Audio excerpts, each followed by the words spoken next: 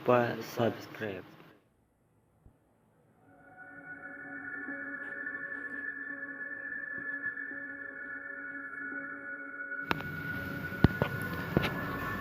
Assalamualaikum warahmatullahi wabarakatuh. Selamat malam buat kalian yang melihat atau mendengarkan video di channel ini. Seperti biasa, saya di sini akan menceritakan hal seram dan misteri.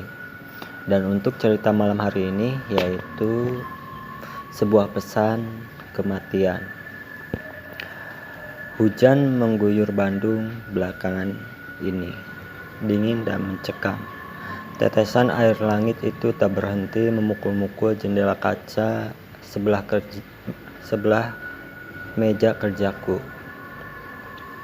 Jam oranye berbentuk bola basket berjarum hitam menunjuk ke arah jam 12:07. Aku masih duduk di meja kerjaku berhadapan dengan laptop. Tulisan-tulisan hitam di layar monitor seperti lintah-lintah kecil di mataku. Mataku sudah lelah. Otak belakangku berkedut terlalu banyak berpikir. Beberapa kali aku mengembuskan napas. Temanku menyuruhku untuk pulang. Dia meremas pundakku memijat kecil. Aku cuma tersenyum kecil. Dah, kamu balik duluan aja. Nanggung nih, si bapak mintanya besok, ujarku. Temanku menyerah, akhirnya dia pamit duluan. Aku melihat langkahnya menutup pintu ruangan dan bayangannya hilang di gelapnya ruangan lain. Aku mengendurkan otot-ototku lalu menguap dan berdiri sejenak sambil menatap hujan, mengecek apakah dia masih besar atau sudah mereda dan sontak aku kaget ketika aku lihat ke arah parkiran. Sebuah bayangan manusia berdiri di tengah derasnya hujan. Sesekali mukanya terlihat karena cahaya dari petir. Ternyata itu Pak Kurni. Laki-laki setengah baya yang kukenal sebagai security dari perusahaan tempatku bekerja ini. Ya, Pak Kurni, beliau cukup dekat dengan karyawan-karyawan terutama aku. Karena jika ada rezeki lebih, aku selalu memberinya uang tip, tapi aneh. Ngapain Pak Kurni berdiri di tengah-tengah parkiran sambil menatapku dari tengahnya deras hujan? Aku mengambil gelas minumanku dari atas meja dan berjalan mulai ke arah dispenser air di ujung ruangan, melewati kubikel kosong teman-temanku yang sudah pulang. Lampu di ruangan lain sudah dimatikan, membuat cahaya ruanganku menyala dengan terang. Mungkin jika ada ngengat yang melintas, ruanganku menjadi penarik mereka untuk masuk. Mataku menjalar ke semua sudut ruangan. Semua sudah gelap dan cukup menyeramkan. Karena cuma aku sendirian di lantai ini, sampai sesuatu bergerak dari tempat asalnya.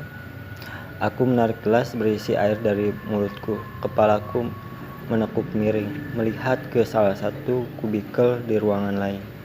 Siapa ya? Tanyaku penasaran. Tak ada jawaban dari ujung kubikel. Aku mengacuhkannya dan kembali ke meja kerjaku sambil menenteng gelas dengan air setengah. Sebelum sampai aku duduk, tiba-tiba dari belakang terdengar suara susah digambarkan. Suaranya seperti tangan yang mengepal dan memukul tembok, berdentum keras. Lalu aku langsung menengok ke arah belakang. Gelap. Aku sangat malas dengan kondisi seperti itu.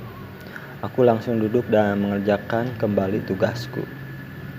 Tanpa kepedulianku, hal-hal aneh yang kualami itu.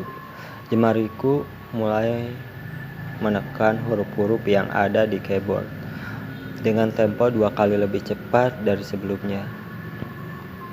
Aku coba selesaikan semua, pengennya aku lebih cepat mengerjakan dan langsung pulang. Jujur, yang tadi masih tenang di kantor tiba-tiba berubah menakutkan. Sangat menakutkan. Jantungku berdebar, telingaku was-was, selintas mataku mendelik ke arah samping berkali-kali sambil aku mengetik. Aku merasa seperti ada yang memperhatikanku dari ruangan lain. Dan kemudian suara aneh itu muncul lagi. Pikiranku mulai teralihkan. Suaranya kini seperti dekat. Aku cilungkan mencari asalnya, seperti ada yang memaku dinding yang asalnya dari ruangan lain. Gak mungkin ruangan lain. Ruangan ini kan bentuk kotak, mana mungkin ada yang memaku, dari mana, pikirku. Tanpa sadar, aku sudah berdiri, tidak lagi duduk, dan yang ketiga ini makin kencang dan makin dekat. Bukan cuma suara, tapi hidungku menangkap bau tak sedap. Apaan nih? Seperti bau kentang busuk. Aku perlahan kembali duduk dan aku seperti menduduki sesuatu. Tidak keras dan seperti daging. Sontak aku langsung melirik ke arah belakang. Aku mencari tahu apa yang aku duduki itu. Ya Tuhan, aku tak percaya apa yang kulihat ini.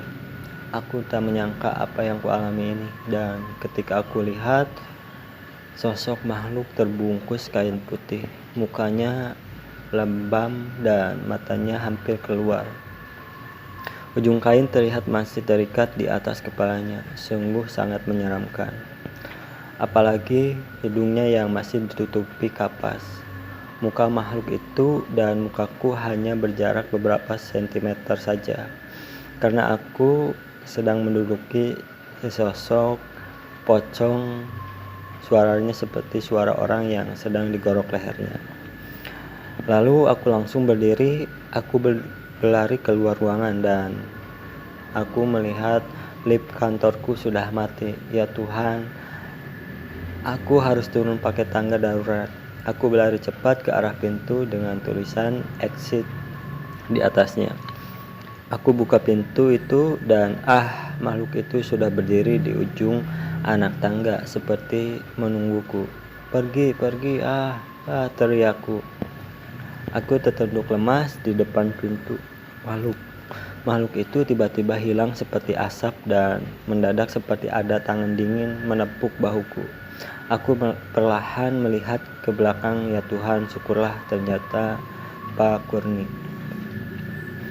Mukaku panik, jantungku mau copot. Pak Kurni mengangkatku dan membopongku. Tolong Pak, aku melihat pocong. Anterin aku ke mobil Pak, aku mau pulang Pak, ujarku panik. Pak Kurni tidak menjawab apa-apa. Dia hanya membopongku dan hanya mengangguk. Mungkin Pak Kurni mengerti.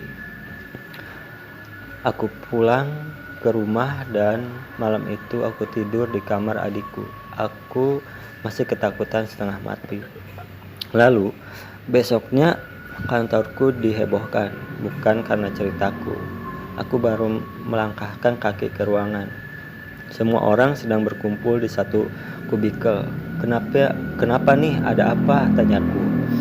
Salah satu temanku menjawab, Pak Kurni meninggal. Katanya kemarin siang waktu dia mau ke kantor. Dia dibegal di daerah dekat rumahnya. Lalu dia meninggal dunia dengan menggenaskan. Ya Tuhan, air mataku hampir tak sadar keluar, jantungku berdegup kencang. Aku berdiri memaku kaget. Gak mungkin. Aku ketemu Pak Kurni tadi malam. Aku mulai bercerita tentang kejadian tadi malam kepada teman-temanku. Pak Kurni sudah tenanglah di sana. Mungkin malam itu Bapak mau pamitan kepadaku. Aku mengerti. Terima kasih Pak Kurni sudah